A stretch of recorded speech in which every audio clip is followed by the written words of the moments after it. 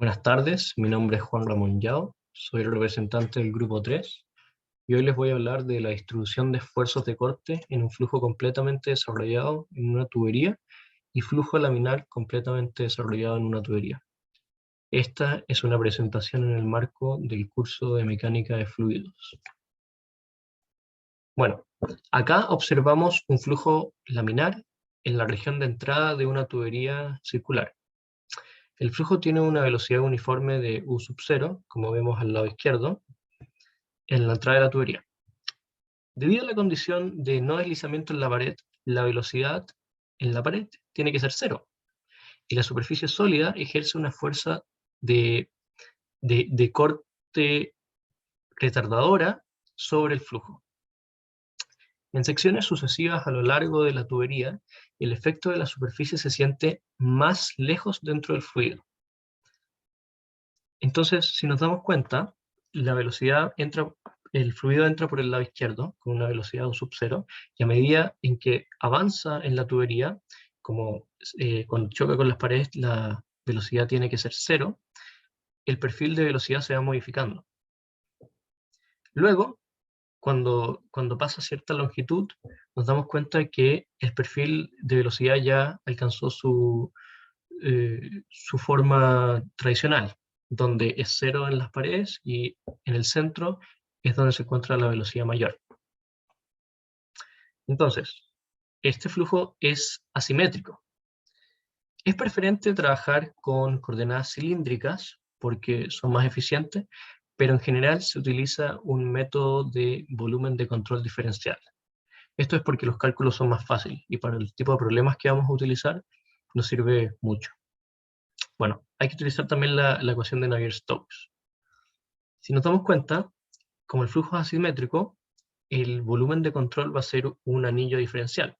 En la imagen de arriba pueden ver un flujo laminar que está saliendo de la tubería, y abajo podemos ver cómo se le haga un corte.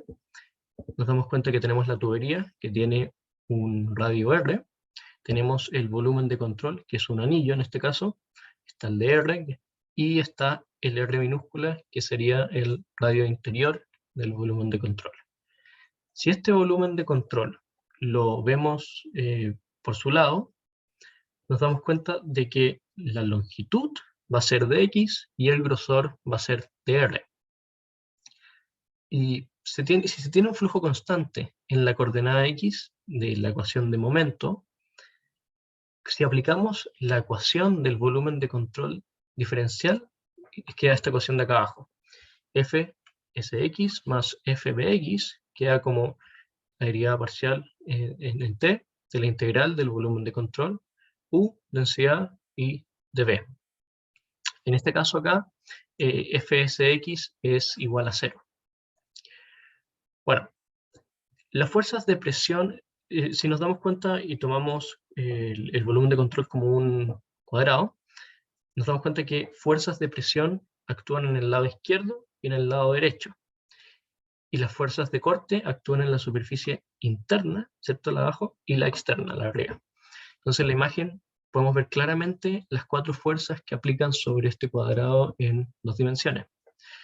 Para el lado izquierdo, la presión está determinada por el P por 2pi R de R, y en el lado derecho como menos, entre paréntesis, P de la derivada parcial de P en X, de X, por 2pi R de R.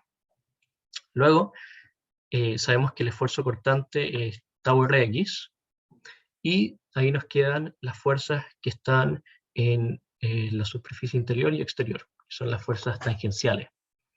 Entonces, la superficie interna del cilindro queda como menos tau Rx, que es el esfuerzo cortante de X, y en la superficie externa del cilindro queda como paréntesis tau Rx, esfuerzo cortante nuevamente, la derivada de tau Rx partido de R por dr, y después fuera del paréntesis 2πr por el radio pequeño más dr de X.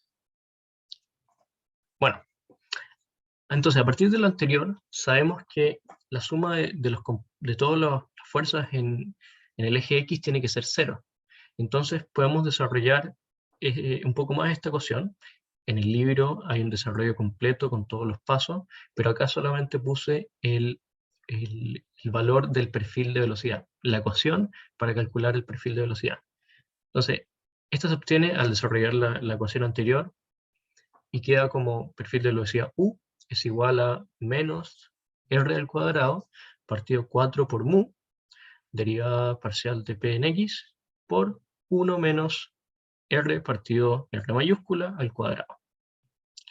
Entonces, a partir del perfil de velocidad se pueden obtener muchas cosas, pero para lo que nos interesa a nosotros, se puede obtener la distribución de esfuerzo cortante, la cual es tau Rx, esfuerzo cortante, como expliqué anteriormente, mu de U partido de R.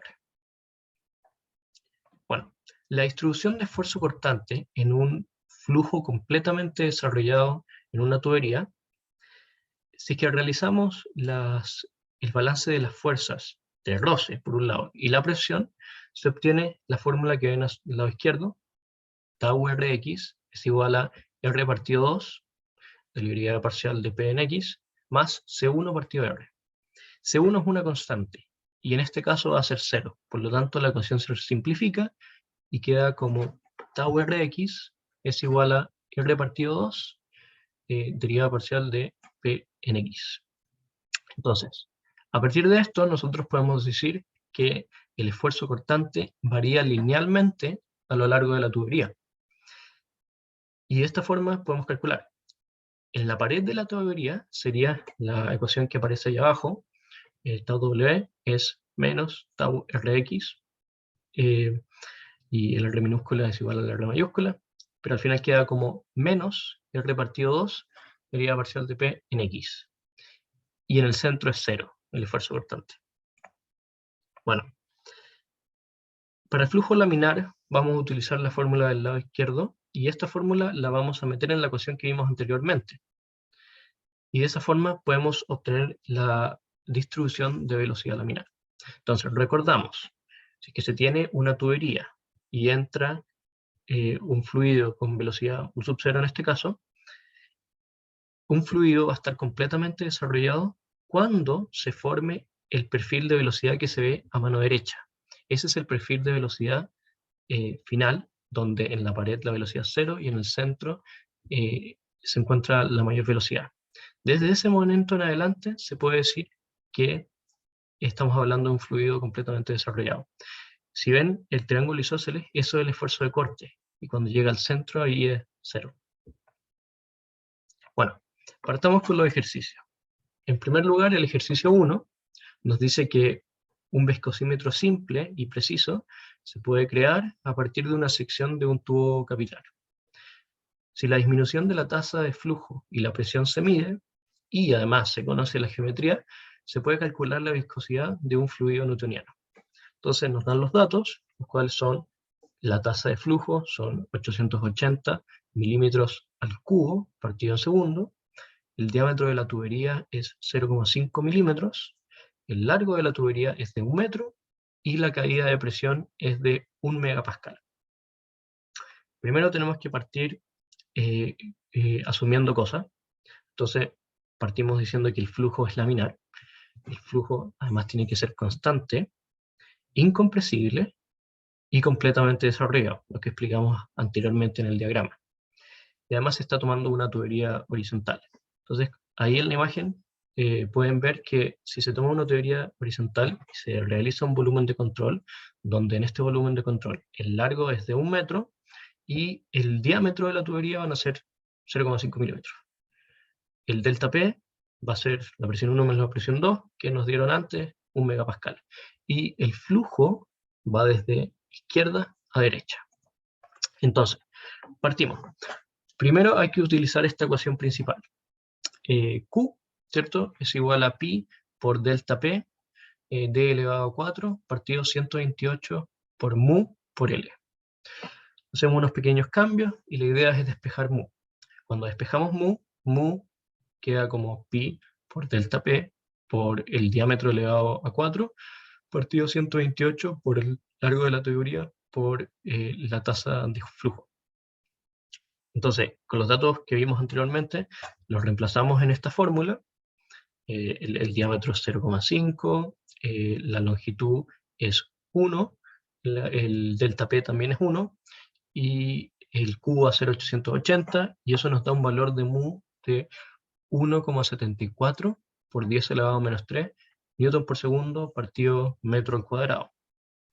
Después tenemos que asumir que la densidad del fluido es similar a la del agua, 999. Entonces, ahí expresamos que la velocidad es igual a Q partido el área, y de esa forma 4 por Q va a ser partido pi por el diámetro al cuadrado. Luego reemplazamos de nuevo con los valores que ya tenemos, y es 4 por 880 partido pi por el diámetro elevado a 2. Y eso nos da una velocidad de 4,48 metros por segundo. Ahora, tenemos que calcular Reynolds. Entonces la fórmula de Reynolds, cierto que es densidad por la velocidad por el diámetro partido mu. La densidad que vamos a utilizar, vamos a hacer la del agua, porque dijimos que este fluido es muy similar al agua.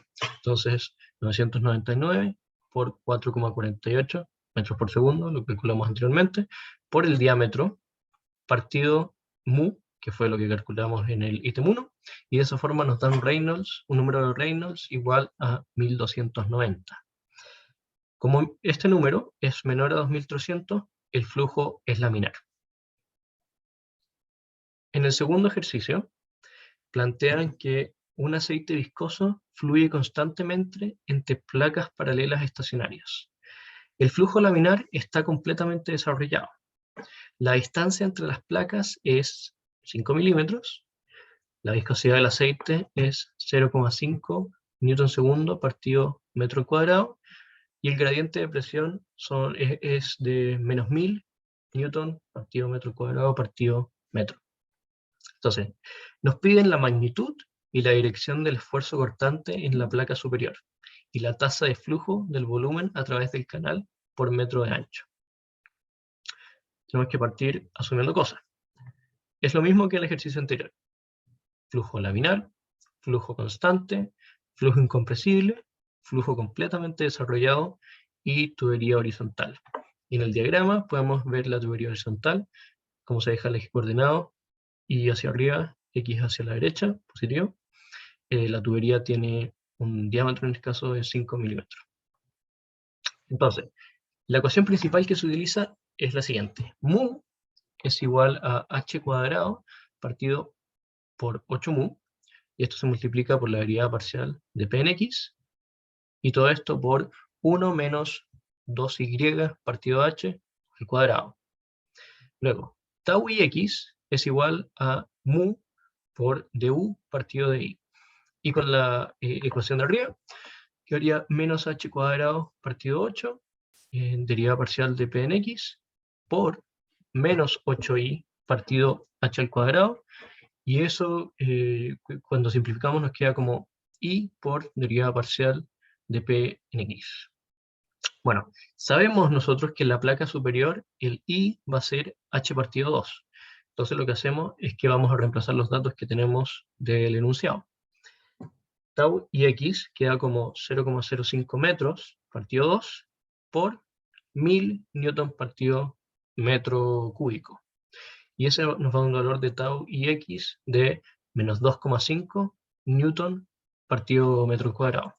Ahora, a partir de este resultado se obtiene que la placa superior es una superficie Y negativa.